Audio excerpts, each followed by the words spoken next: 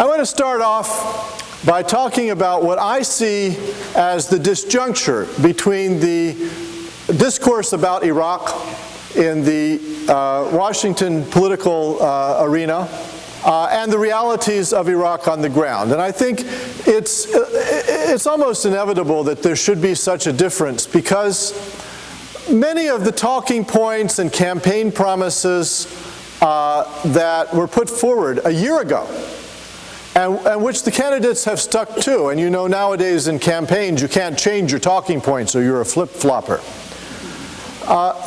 They addressed Iraq at a different stage of its political development. A year ago, the Iraqi army was nothing to write home about. It couldn't actually get anything done on the ground very much. It couldn't take and hold territory. And in May, it actually made some progress in this regard down in cities like Basra and Amara, and even in East Baghdad. So things changed. It got better equipped, it got better trained, the Prime Minister finally got control of it to some extent. And so, you know, you might have said a year ago, and I probably would have said a year ago, that U.S. troops would be necessary in Iraq for some time just to keep the place from falling apart. And yet, maybe that's not so true now. But the talking points that we hear from our politicians haven't changed to recognize this change on the ground. So let me just go through briefly what I see as the main positions taken by the candidates, and then I'm going to come back and talk about what I think is really going on in Iraq in that context. Senator John McCain of Arizona maintains that the troop escalation is called the surge, but I don't like euphemisms. People don't pass away, they die. So the troop escalation of 30,000 extra troops that were put in spring of 2007 and into 2008 is attributed, the decline in violence in Iraq is attributed to that troop escalation by McCain. McCain says that victory is possible. He says that there has been political progress in Iraq, and he points to specific laws that have been passed. For instance, last February, the Iraqi parliament finally passed a law revising the sanctions that had been placed on members of the old Ba'ath Party under Saddam Hussein. And these, of course, had been punished. They had been excluded from government jobs in very large numbers and so forth. And this law was intended to redress some of that, to change the punitive character of the laws with regard to the members of the Ba'ath Party. Many of those so punished had been Sunni Arabs, and so the punitive policies towards the Ba'ath also then helped to alienate many of the more capable Sunni Arabs, and that law was revised.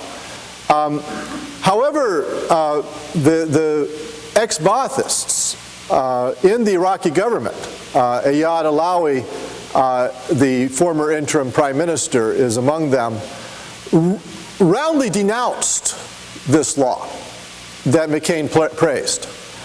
And if the people that the law was intended to mollify are alarmed by it, then it's not actually probably contributing to social peace. And if you look into it, the actual law that was passed forbids ex-Ba'athists to work for several ministries, would cause them to be fired from places that they now are. And it's a much more problematic law than Senator McCain gave it credit for. He does not envisage a complete withdrawal of U.S. troops from Iraq.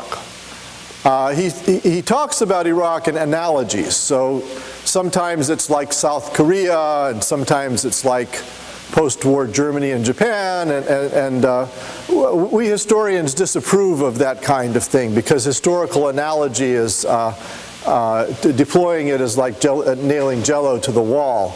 And of course, Iraq is not actually very much like Germany, Japan, or South Korea. But McCain, just as after the Korean War was over, the United States kept bases in South Korea, and several divisions actually, up until fairly recently. I think there were 40,000 troops there. McCain envisages a couple of divisions apparently remaining in Iraq, and long-term US bases. And when challenged on this at one point at a campaign rally, Senator McCain said, well, you know, what the American people really mind is that our troops are being killed in violent action in Iraq. If there were social peace, if the troops were not actually dying, then why would anybody care if we had bases in Iraq? After all, I think Chalmers Johnson estimates that we have 800 bases around the world, and you don't see a lot of demonstrations in the United States against those bases. So McCain is saying, you know, there could be long-term bases in the United States, assuming that the war ended, that there was no longer ongoing military operations.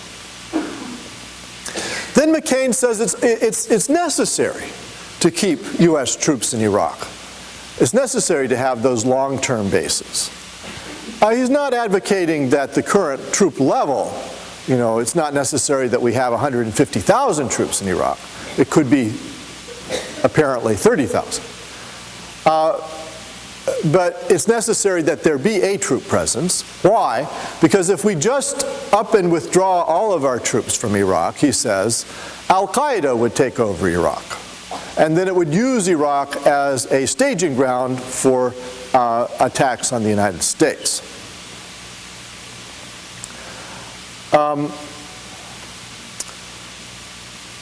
This particular assertion is among the things that I object to most, just on factual grounds. First of all, there's very little or no true Al-Qaeda in Iraq. The US military has tended to call any Sunni Arabs that oppose US presence in Iraq Al-Qaeda. There was no Al-Qaeda in Iraq before the US invasion of the country. It was ruled by a secular Arab nationalist party, the Ba'ath Party. And actually the US government has posted a few of the documents that it has captured from the Iraqi bureaucracy after the war. And I saw one of these on the web. Senator Rick Santorum urged that some of these be released so that the right-wing bloggers and Arabists could go through them and demonstrate that the war had been necessary. But it backfired because some of the documents released were sort of like how to make an atomic bomb, and probably it was unwise to put those up on the internet. And then one of the documents that was released that I saw was proof positive that there was no connection between the Iraqi regime and Abu Musab Zarqawi.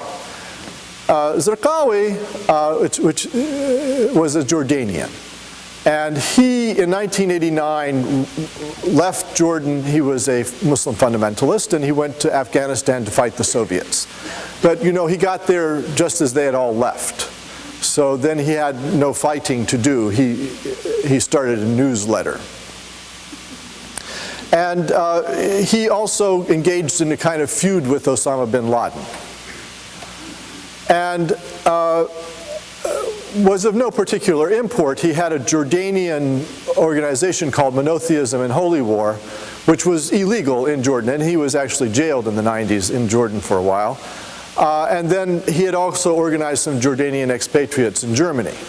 And at one point in Germany, Al-Qaeda made a fundraising appeal. And Zarqawi forbade his followers to give money to Al-Qaeda.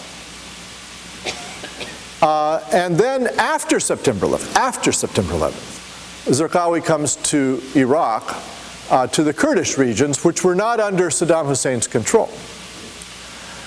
And then in sort of May of 2002, there were a lot of reports from the US side that Zarqawi was in Baghdad. So Colin Powell, Dick Cheney, a lot of Bush administration officials came out and said in the buildup to the Iraq War, Zarqawi was in Baghdad, he was given hospital treatment, he was the guest of the Ba'ath regime, Saddam Hussein sent him roses every day, and this proves that al-Qaeda is active in Iraq and Saddam Hussein was behind 9/11. I mean, the lapses of logic and evidence were enormous here. Zarqawi was not al-Qaeda, he didn't get along with bin Laden, he had nothing to do with 9/11, and Saddam Hussein did not in fact have anything to do with him. So I found one of these documents that was released. What did it say? It was from the Iraqi secret police, and it was a circular that went around to the heads of various departments in Iraq. It said, we have heard that it's possible that a very dangerous terrorist named Abu Musab Zarqawi, who may be linked to the Saudi terrorist Osama bin Laden, may have entered Iraq. This is an all-points bulletin. It says, if he's here, find him and arrest him. And it includes his picture, and it advises that they shake down the Jordanian community in Iraq, because if Zarqawi was around, he would be in contact with them, so they should try to find him. This document is dated August of 2002. It's 4 months after Colin Powell and Dick Cheney are alleging that Zarqawi was being treated to this wonderful hospital treatment at Saddam's hands. Not only was he not in Baghdad, not only was he not gathering his people under Saddam's aegis and being treated nicely, but the Iraqi secret police were trying to find him and were very worried that he may have entered Iraq at that time. So Zarqawi later on led this monotheism and holy war group as part of the insurgency against the United States once the US had invaded Iraq. But it was one small group. And at one point, General Rick Lynch came out and said that 90% of the violence in Iraq was being caused by Zarqawi. Well, what is he, Lex Luthor? You had bombings in Mosul, 600 miles north of Baghdad. You have bombings in Baghdad. You have in Diyala. You have in Al-Anbar. How is this one guy running around doing all that every day? It's impossible. I have a friend who used to be Green Beret in Vietnam, and he said in Nam, in the late 60s, if after a battle, if it was dead and it was Asian, then it was VC. They kited the bodies as VC. So it's the same thing in Iraq. If it's Sunni Arab and it's fighting you, then it's Al-Qaeda. So, at some points, the United States has had 26,000 Iraqis in custody. Of these, over 2/3 were Sunni Arabs. That tells me we were fighting Iraqi Sunni Arabs. That was the enemy. And at any one point, we only had 150 foreigners in custody. None of them Iranians. The proportions changed over time, but apparently the North Africans are extremely angry at us. Well, if it's only 150, Al-Qaeda is an international organization. If Al-Qaeda is active in Iraq, why would we find so few foreign fighters? And you could say, well, maybe there's a differential in the capture rate, but what, did they run faster? So we were fighting Sunni Arabs, Iraqis. And actually, among the largest and most important of the cells that were fighting us were cells of the Ba'ath Party. Izzat Ibrahim Duri, who was a right-hand man of Saddam Hussein, organized a Ba'athist cell near Mosul and was running operatives against the U.S., blowing things up and so forth. And Rumsfeld, the Secretary of Defense, Donald Rumsfeld, the Pentagon spokesman, DeRita, all of those people, nobody ever came out and said, well, among our big problems in Iraq is we're still fighting the Ba'ath. Because that would make the United States look bad. A, we're fighting Iraqis in Iraq. B, we still are fighting Ba'athists. 5 years later? So it's all Al-Qaeda. Why couldn't Al-Qaeda take over Iraq? And you know, McCain went beyond Dick Cheney, because Cheney said that Al-Qaeda might take over the Sunni Arab areas of Iraq. And that's also unlikely. Let us say highly unlikely. But at least, you know, there's some logic to the fear. But Al-Qaeda is a radical, hyper-Sunni organization. It hates Shiites. It's been involved in massacres of Shiites, and Shiites hate it.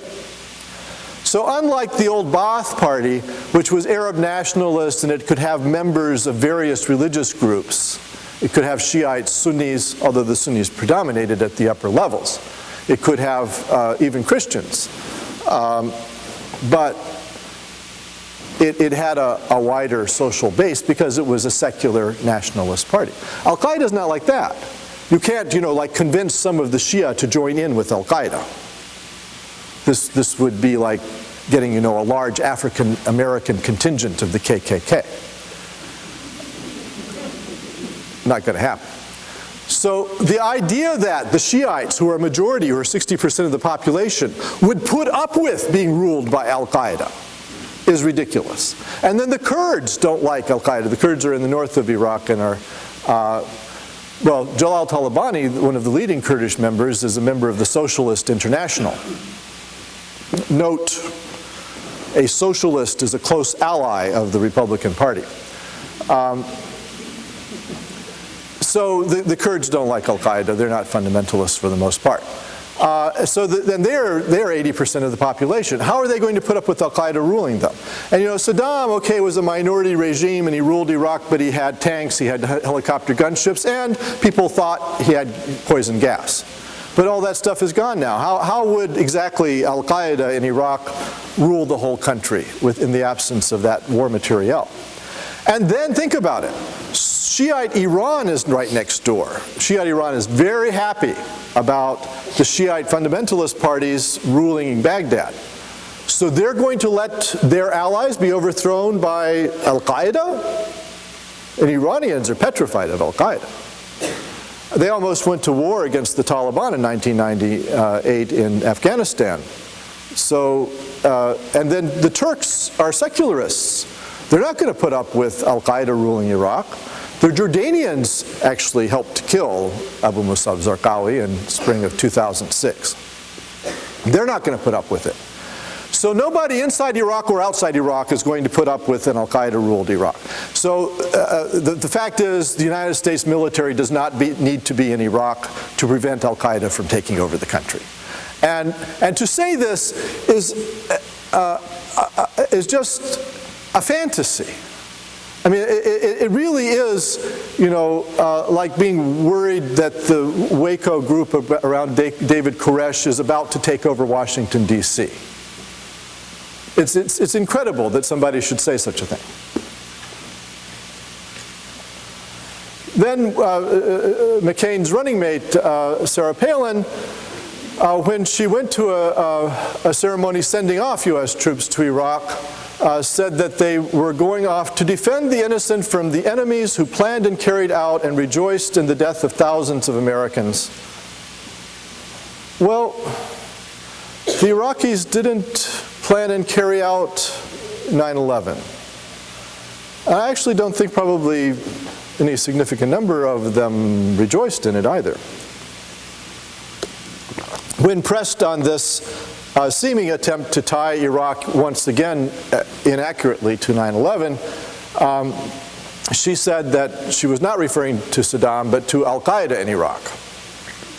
The problem with that is, as I have mentioned, not much in the way of Al-Qaeda in Iraq. And it's not, you know, what the U.S. military calls Al-Qaeda in Iraq is Iraqi Sunni Arabs who ex post facto have called themselves Al-Qaeda. It's sort of, you know, it's Halloween today, so we can say it. It's like declaring you're a boogeyman. You know, it's not that there's an operational connection for the most part. Then she says that, Palin says the victory in Iraq is finally in sight. And it's been pointed out by many observers that neither Senator McCain nor Governor Palin typically says what they mean by victory and why it is in sight. It's a slogan. And then she also at one point said that the U.S. may need to hit Pakistan unilaterally, which raised some eyebrows because Senator Obama has said that as part of his brief against al-Qaeda, but Senator McCain had criticized Obama for saying it. Turning to Senator Barack Obama, he had hoped for an early withdrawal of U.S. troops from Iraq. He actually suggested 2010 as a cutoff point. And on a strict timetable. So come hell or high water, Mosul and Basra are falling apart, there's violence or there's not violence, the U.S. troops would come out. He does reserve the right to consider the situation on the ground, he says.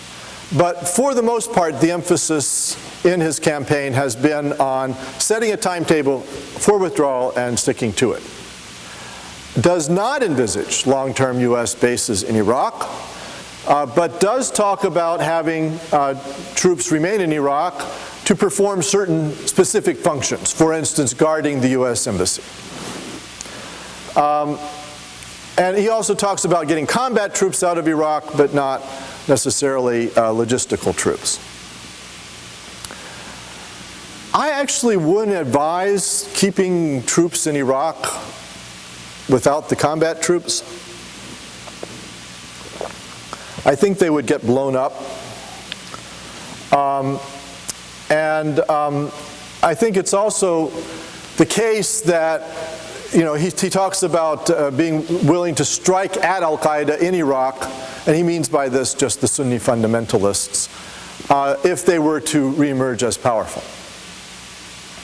Well, how exactly would you strike at them if you didn't have troops in Iraq?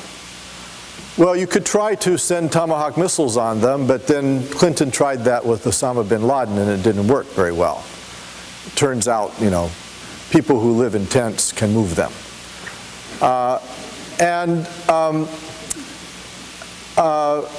There's a real problem with sending U.S. troops in on, you could say we could send special ops forces in by helicopter.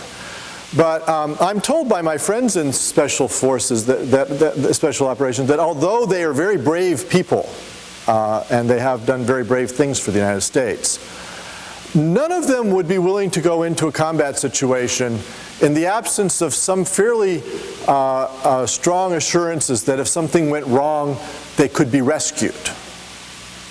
So you know, when the United States invaded Afghanistan in fall of 2001, we actually did send troops into Kandahar, but we got the Pakistanis to give us a base at Abbottabad, which is an old British Air Force base.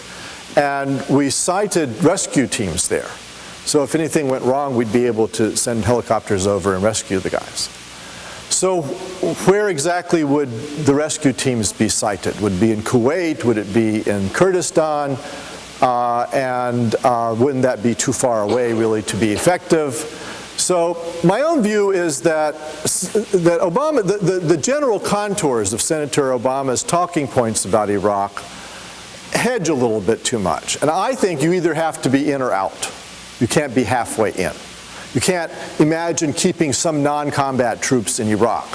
You can't imagine sending special ops forces into a situation where if something went wrong, there would be no way to effectively rescue them.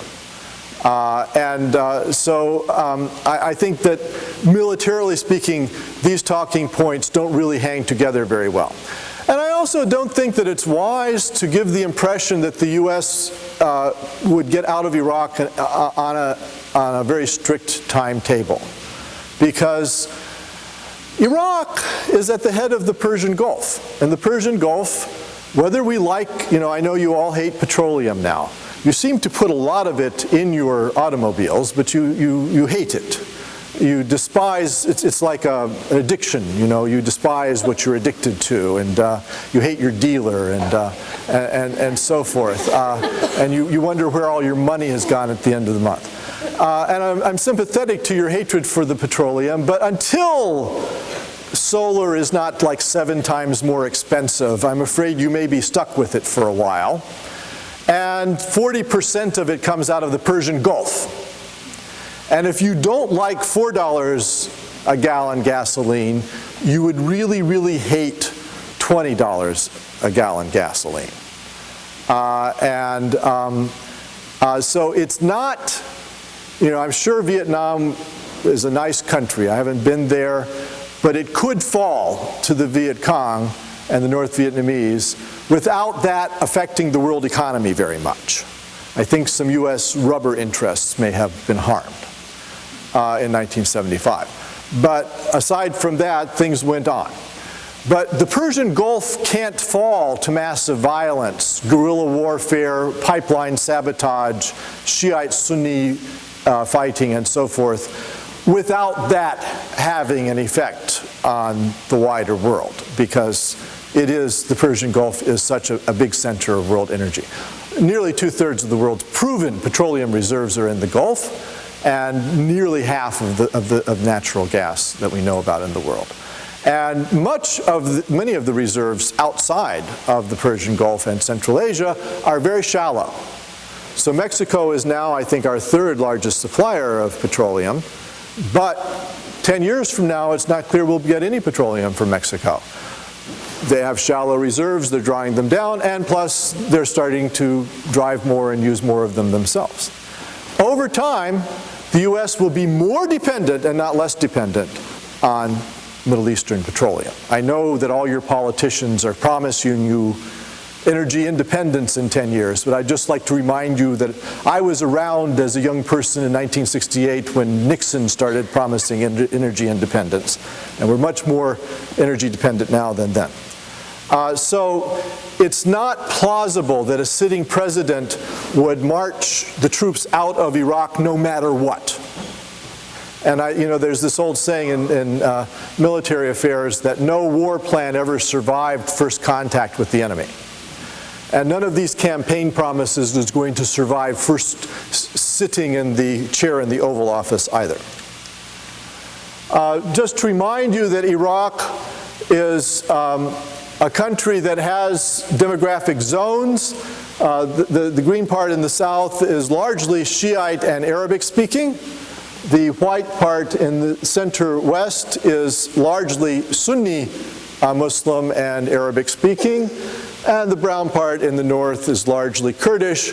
The Kurds are Muslim, mostly Sunni Muslim, although there are all kinds. And they speak an Indo-European language ultimately related to English. So there are mixed areas. There are some 300,000 Sunnis down near Basra and Zubair. Baghdad is mixed, or at least used to be. And so the map is a little bit misleading, and I think it has misled some of our politicians, because you couldn't actually, Joe Biden, I'm going to tell you, suggested dividing Iraq into a soft partitioning it, not dividing it into 3 countries, but dividing it into 3 big provinces with a weak federal government over top of it. I should say that when Senator Biden put this idea forward of a soft partition of Iraq, that it met with a very negative response from virtually everybody in Iraq. Possibly some of the Kurds behind the scenes didn't mind so much because it's what they would like. But most Iraqis denounced it. And there's something a little bit paternalistic about it.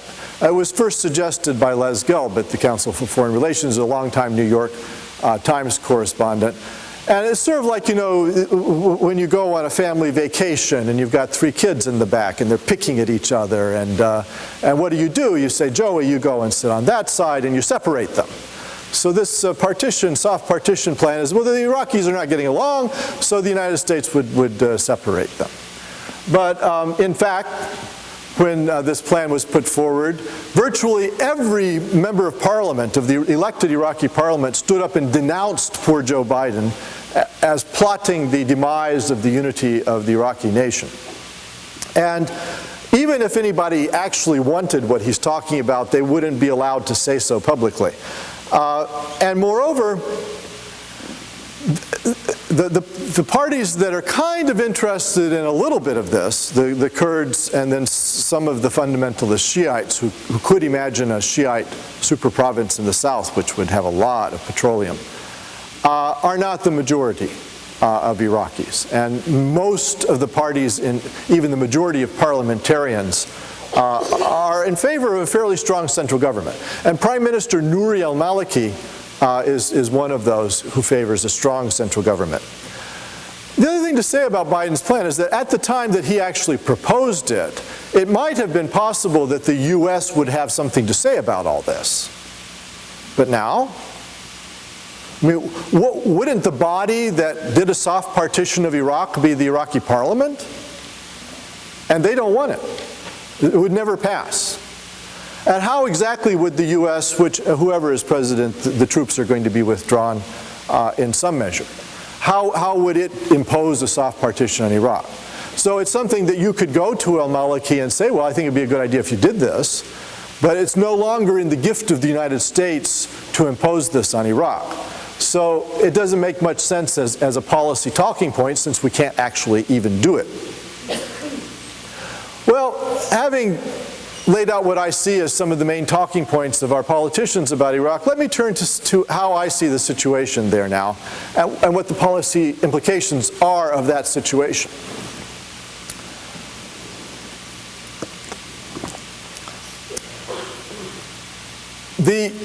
Those elections of 2005 in January and then again in December for the National Parliament were won by the Supreme Council for Islamic Revolution in Iraq and its allies. I knew this at the time, but I couldn't get through to most of the American public that this is what was happening. Now, the Supreme Council for Islamic Revolution in Iraq, I know them, they're perfectly nice people. I have nothing against them winning the election.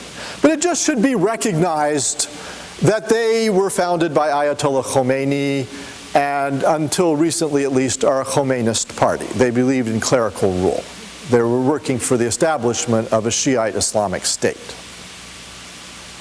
And I was widely criticized in January of 2005 in February, for not being enthusiastic about their victory at the polls. Remember all the purple fingers and how it was so wonderful, and it was 65% turnout and so forth? Well, it was good that an Iran-backed Shiite fundamentalist organization founded by Ayatollah Khomeini had taken over Iraq. Why? And its main ally in 2005 was the Dawa Party, the Islamic Call or the Islamic Mission Party. Much more lay. It's not dominated by clerics. But also founded in the late 50s explicitly with the goal of establishing an Islamic State in Iraq, instituting Sharia or Islamic law as the law of the land. And that is the social program of these two parties. Islamic law should be the law of the land in Iraq.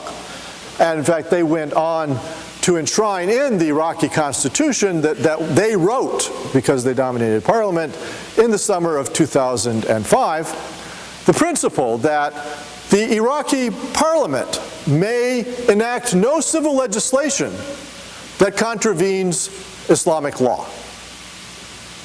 It would be as though we had a constitutional convention, Pat Robertson attended and persuaded people that the United States Congress would not be allowed to legislate anything that contradicted the book of Leviticus.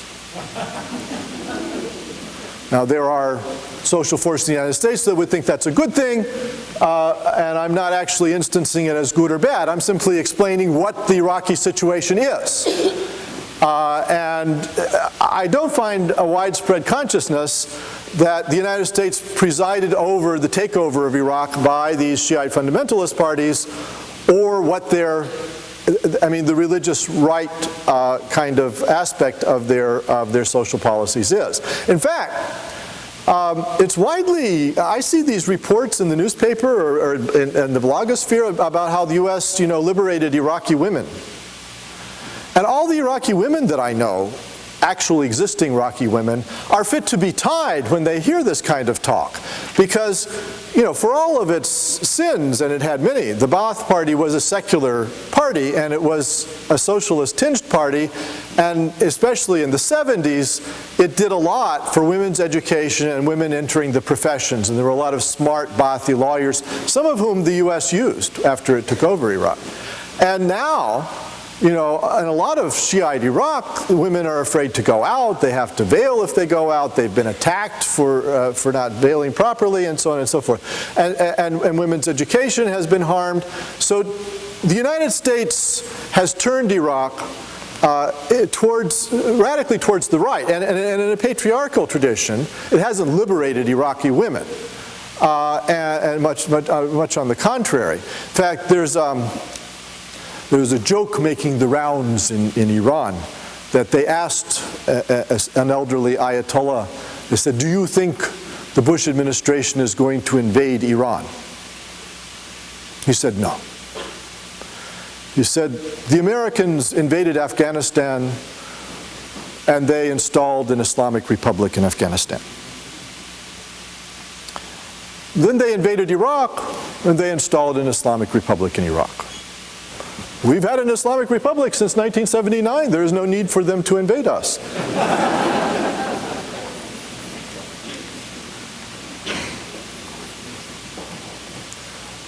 Among many shoes have dropped in Iraq.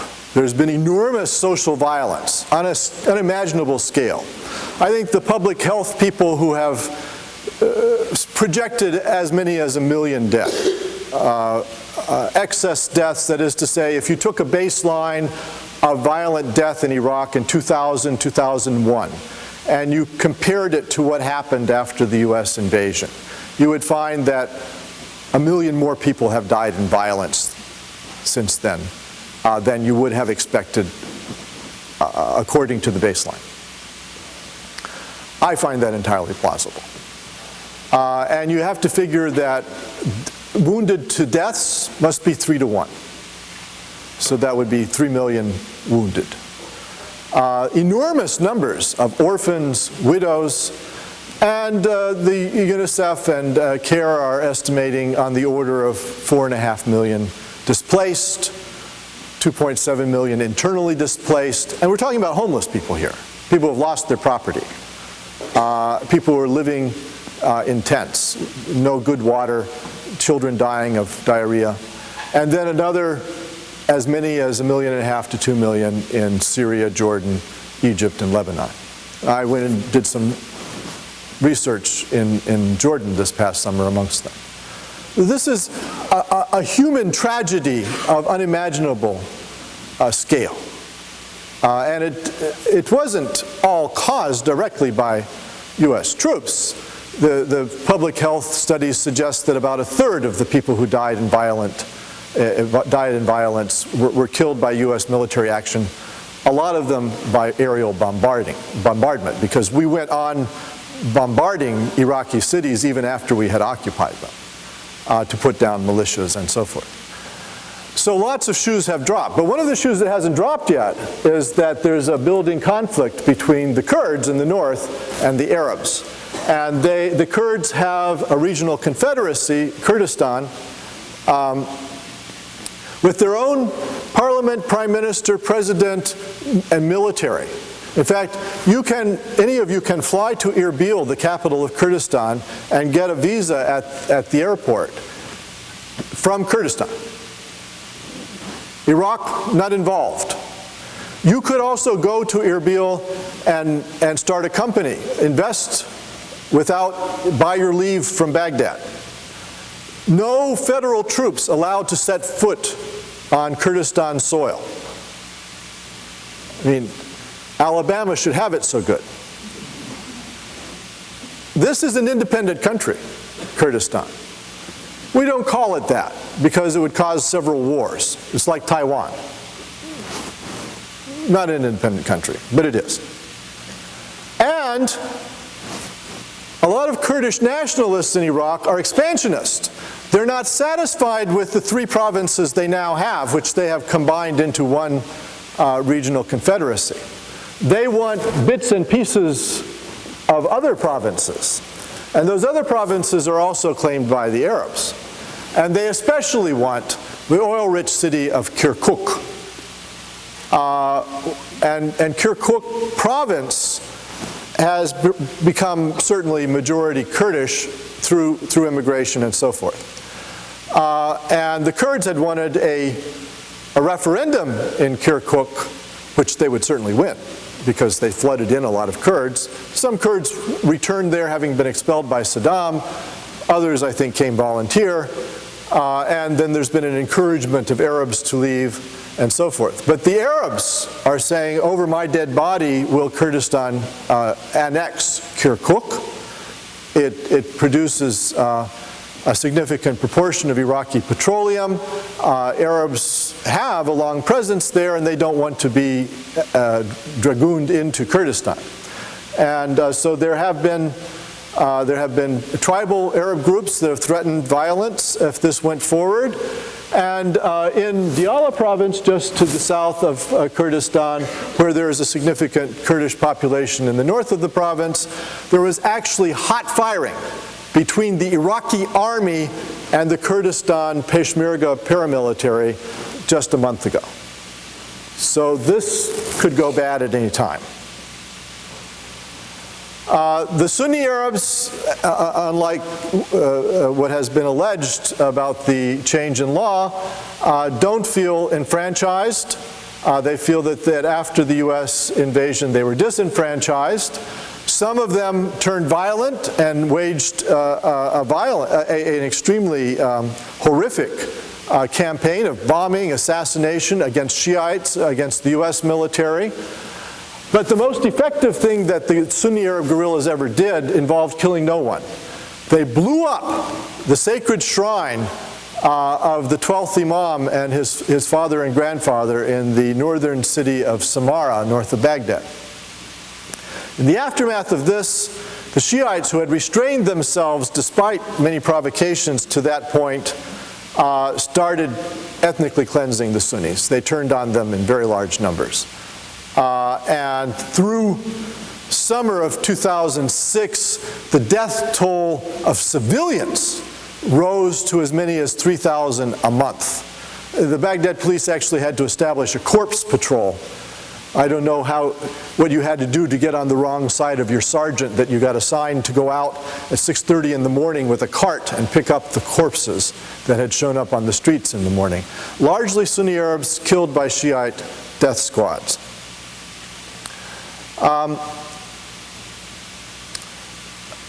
A second round, as I said, of parliamentary elections were held in December of 2005. The Shiite fundamentalist parties won again, but in the aftermath, a new prime minister came to the fore because there was substantial dissatisfaction by all parties with the old prime minister, Ibrahim Jafri. Nouri al-Maliki, a member of the Islamic Call Party. He had been the Damascus bureau chief of the revolutionary Islamic Call Party in the 80s and 90s. The Dawa party helped to form Hezbollah in South Lebanon, the Iraqi Dawa.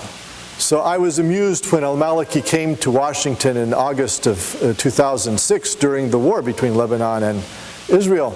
The Congress was insisting that al-Maliki be a good American ally and denounce Hezbollah. And of course he didn't. He said, well, you know, it's a humanitarian issue. And so I thought, they don't seem to realize, like, if not he, then, you know, his first cousin founded Hezbollah, and it was very unrealistic to expect him to denounce it. Then, as I mentioned, violence got so bad that I think there was a choice between the U.S. getting out or the U.S. Attempting one more set of tactics to reduce the violence, and it was decided by the Bush administration to send in 30,000 extra troops. In addition to which, and actually before that decision was made, the American generals on the ground began trying to woo Iraqi Sunni Arabs away from the Sunni fundamentalist groups that we call Al-Qaeda in Iraq, and to get them to take an American salary and to form neighborhood militias to fight the Sunni fundamentalists, many of them foreigners. And this had already begun to succeed in some measure before the troop escalation. And I would argue that both the troop escalation and the formation of these awakening councils among the Sunni Arabs were elements in the reduction of social violence.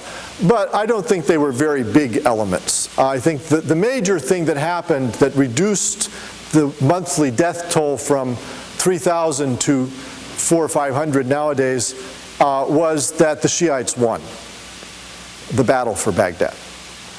And you can see this victory in a map published by the New York Times. The Washington Post had a similar one based on US military statistics.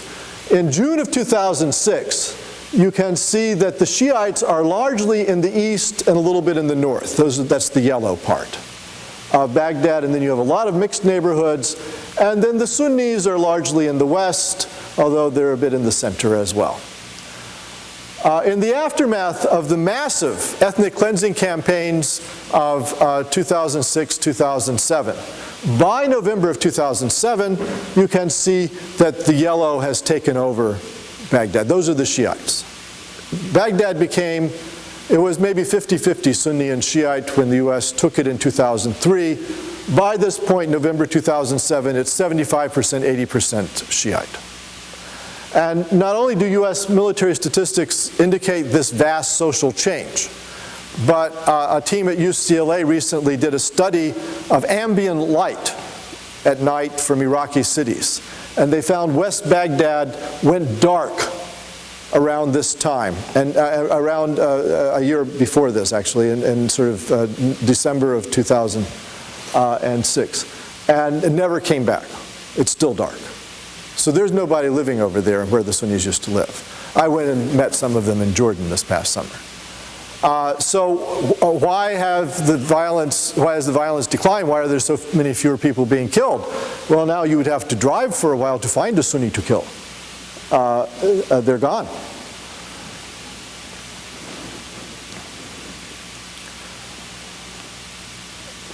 Moreover, there's still lots of Iraq that's violent. There's still violence every day in Baghdad. There are bombings, there are assassinations, and then in the provinces such as Diyala, Nineveh, which are still violent. The success of the surge, which probably wasn't mostly a success of the surge, hasn't been complete.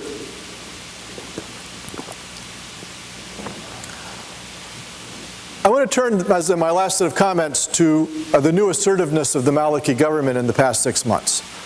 Last spring, in March, Maliki decided to move against the Muqtada Sadr militia, the Mahdi army, which is a major Shiite group, and which had a toehold, some significance in the southern port city of Basra. Basra is the major province that produces the petroleum and from which petroleum is exported. So there's a lot of gasoline smuggling around Basra, which means that the money is going to the militias and not to the government. And Maliki wanted to make a grab for those resources for the central government. So he sends the army down to fight the Sadrs. And initially faces some setbacks. Some of his military kind of likes the Mahdi army and doesn't want to fight them. And even there are pictures of them turning their weapons over to the Mahdi army. But especially those elements of the Iraqi military that came from the Supreme Council for Islamic Revolution in Iraq, the old Iraqi Shiite fundamentalist party that had been formed in Iran and received Iranian training and arms, those were willing to fight the Mahdi army, because the Mahdi army is kind of Iraqi nativist. You know, the Mahdi army is Iraqi nativist. It's like an urban street gang in the United States. So the Iran-backed, Iran-trained elements in the Iraqi army took them on and defeated them. And some kind of order was restored to Basra, and it was a great victory for al-Maliki. And then he moved on another southern city, Amara, and then he moved on East Baghdad itself, which is a big stronghold of the Mahdi army. And in each case, his troops managed to assert themselves to some extent. He did receive logistical and air support, close air support from the United States, without which probably these victories could not have been won. But for the first time since 2003, there was an Iraqi army that would stand and fight and make progress on the ground and take and hold territory. And al-Maliki had finally gotten a hold of that situation and asserted himself. This changes everything, because the old arguments against the U.S. getting out of Iraq were that there's no Iraqi army, there's nobody to maintain order, and so on and so forth. But if al-Maliki can do it, then why not let him? The other part of Maliki's assertiveness was that Iraq had been under receivership of the United Nations after the Gulf War.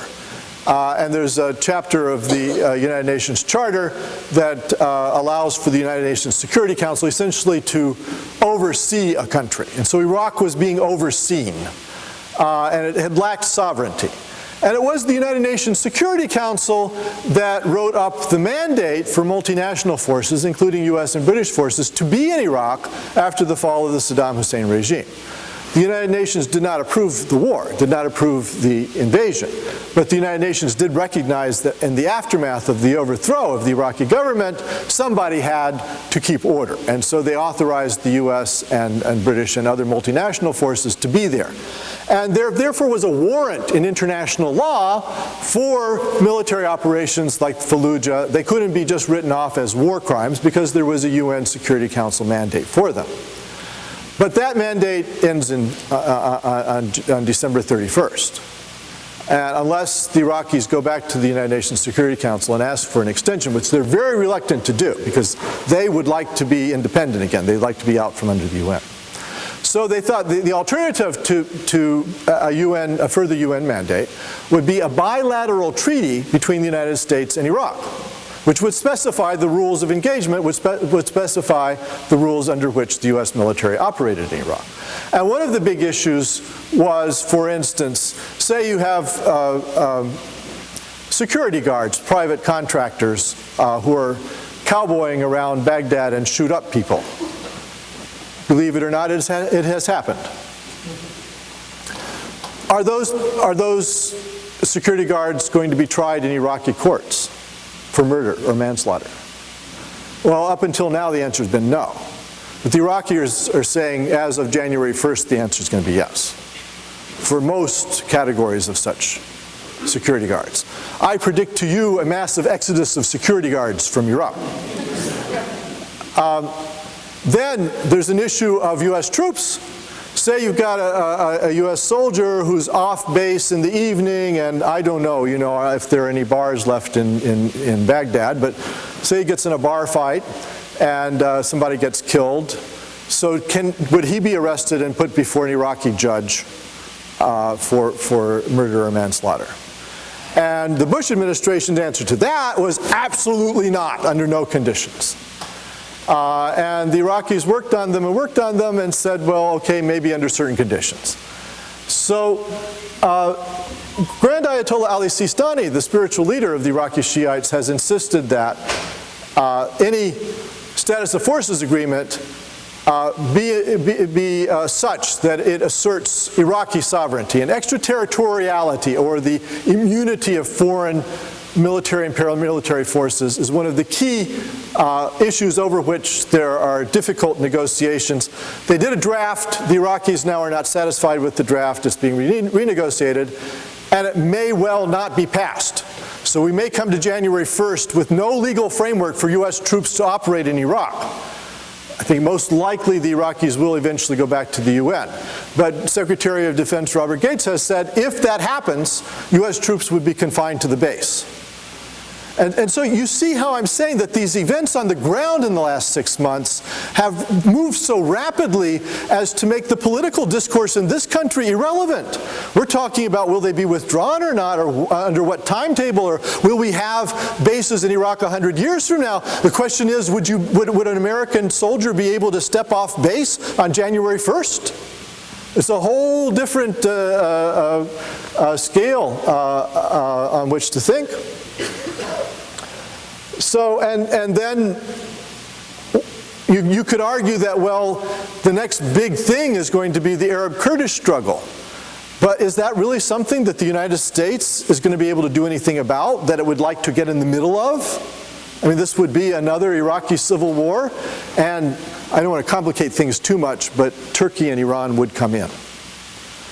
So, and Senator Hillary Clinton was even talking, when she was campaigning for president, she was talking about having a permanent U.S. military base in Kurdistan. Well, you can only be supplied in Kurdistan. It's in the north and it's rugged. You couldn't get supplies up there to U.S. troops from Kuwait. You can only really be supplied in Kurdistan from Turkey. So if you had a U.S. base in Kurdistan, in northern Iraq, and war broke out between the Iraqi Kurds and the Turks, then the U.S. troops would get supplied how? I really wouldn't advise bases in Kurdistan. So my argument has been, actually the Iraqi situation is now beyond U.S. control. The U.S. military is not in a position to assert itself on the major issues facing the future of Iraq. And U.S. soldiers are not policemen. I mean, how long are they going to be responsible for keeping order in Karada and Baghdad? Long-term U.S. military bases are impractical. I predict I would say that the likelihood of there being long-term military bases in Iraq is maybe 1%. I have learned from the statisticians, if you predict in percentages, you can never be wrong.